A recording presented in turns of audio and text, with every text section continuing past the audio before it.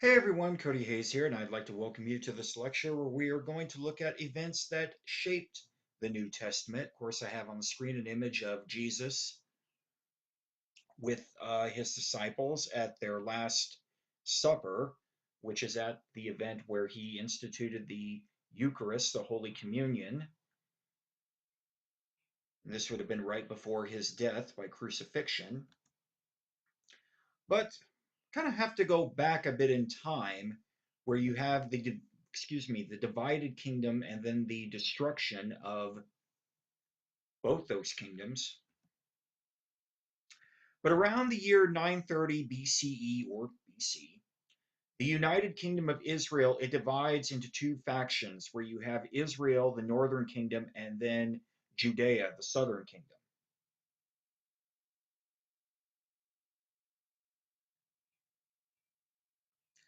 So at one point you have this United Kingdom of Israel and the capital at Jerusalem.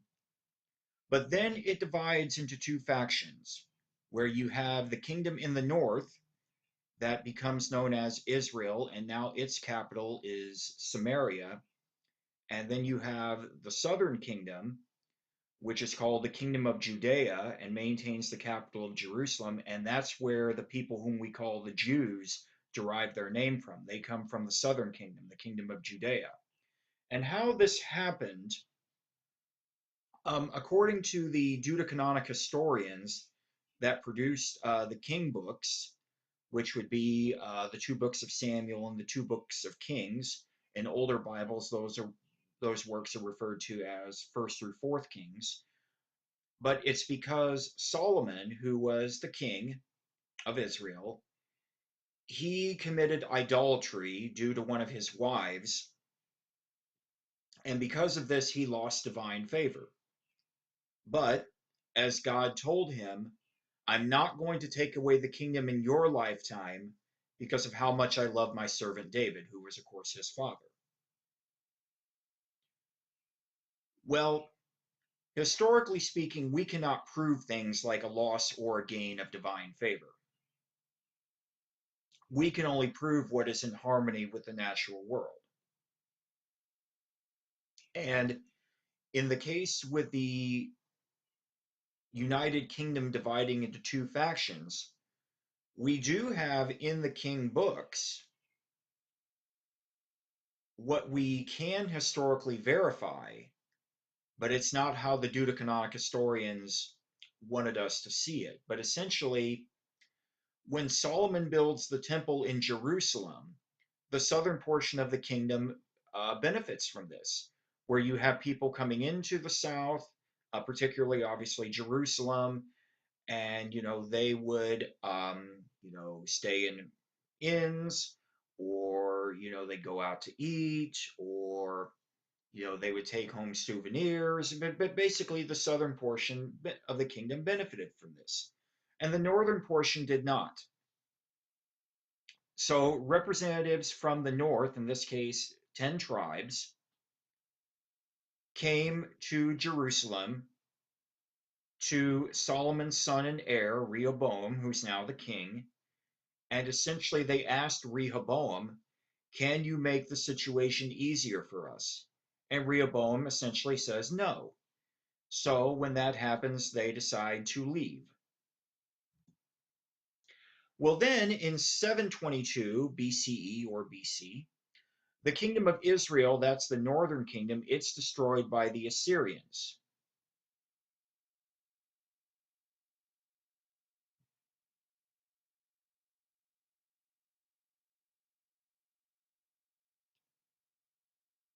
So the kingdom in the north, it's destroyed by the Assyrians, and this creates the legend that's known as the 10 lost tribes, the 10 lost tribes of Israel, and what exactly happened to them. And you get a number of different answers that have come up throughout history.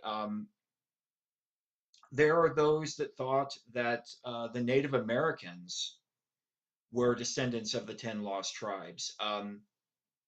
John Wesley, the founder of the Methodist Church, he had this view. So did Joseph Smith Jr., the founder of the LDS Church, whom we commonly refer to as Mormons. Also, there was the understanding that the 10 lost tribes became the Samaritans. And of course, their kingdom, or I should say, their capital was Samaria. So it was thought that the Samaritans, are the descendants of the 10 lost tribes. But when you consider what took place during this time period, more than likely, what happened to the 10 lost tribes is that they were either killed, sold into slavery, or just integrated with the people around them. Well, then moving forward, in 586 BCE or BC, the kingdom of Judea, the southern kingdom, and the Temple of Solomon, Solomon's temple, they're destroyed by the Babylonians. And this begins the period in history that's known as the Babylonian captivity of the Jews.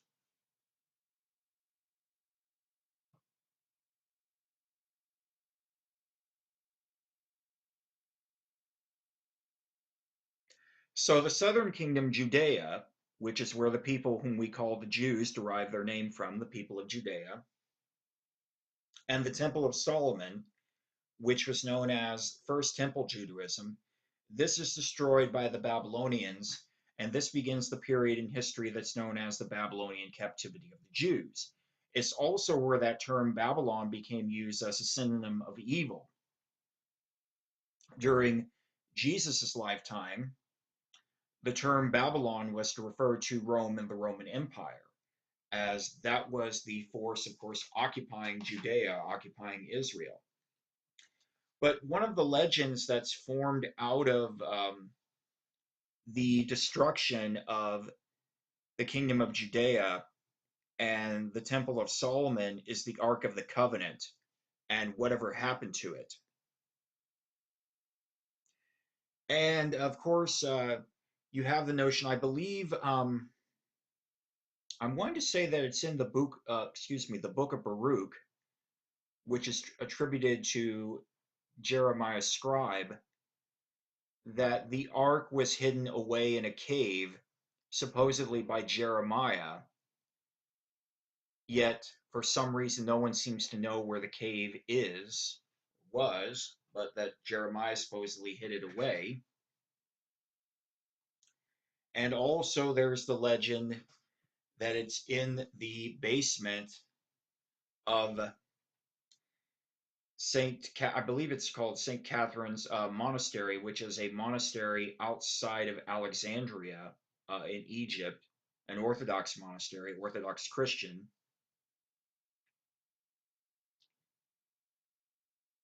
But when you again consider the contents of the time that this was written, more than likely the ark was probably melted down for the precious metals that were on it. So, simply put, the Ark of the Covenant no longer exists.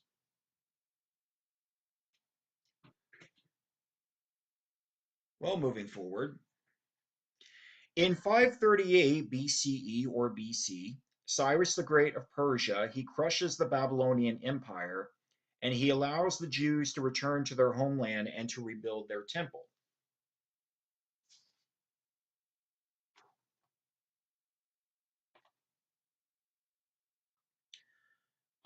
Cyrus, he is much praised within Jewish literature. Isaiah, the prophet Isaiah, refers to him as God's anointed or Christ.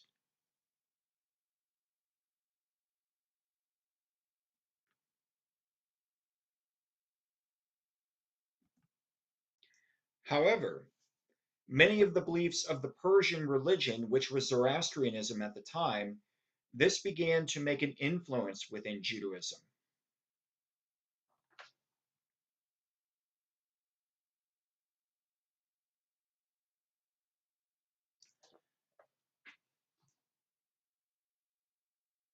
you have to, of course, remember that, the Jewish people were held in bondage by the Babylonians, and now they've been liberated by the Persians, led by Cyrus, who, of course, is much praised. I mentioned a few moments ago that Isaiah referred to Cyrus as, God's anointed or Christ. And also, and I believe this may have been in might have been the book of Ezra too. I'm not entirely sure. But when the Jewish people are allowed to return to their homeland and rebuild their temple, Cyrus is, praised heavily in the rededication of the new temple, which became known as Second Temple Judaism, and it was the one that would have been around during Jesus's lifetime. But the main religion of the Persian people at this time was Zoroastrianism. It was the dominant religion in Persia, which is now modern day Iran, until Islam became the dominant faith. And since, the Jewish people had been liberated by these individuals, obviously there's going to be a dialogue, of various ideas between the Jewish people and the Persian people, or specifically the Zoroastrians, where they start talking about their various beliefs. And when they hear some of the beliefs of the Zoroastrians, they're like, I think you have something there. I believe that this is something that is part of our religious tradition. So essentially, these beliefs, they would develop into Judaism of ideas such as demons, Satan, hell, and purgatory.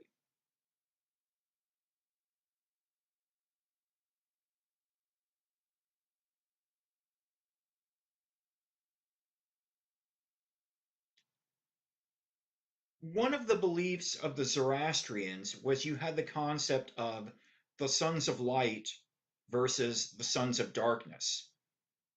So the sons of light, which of course would be led by God, are angels,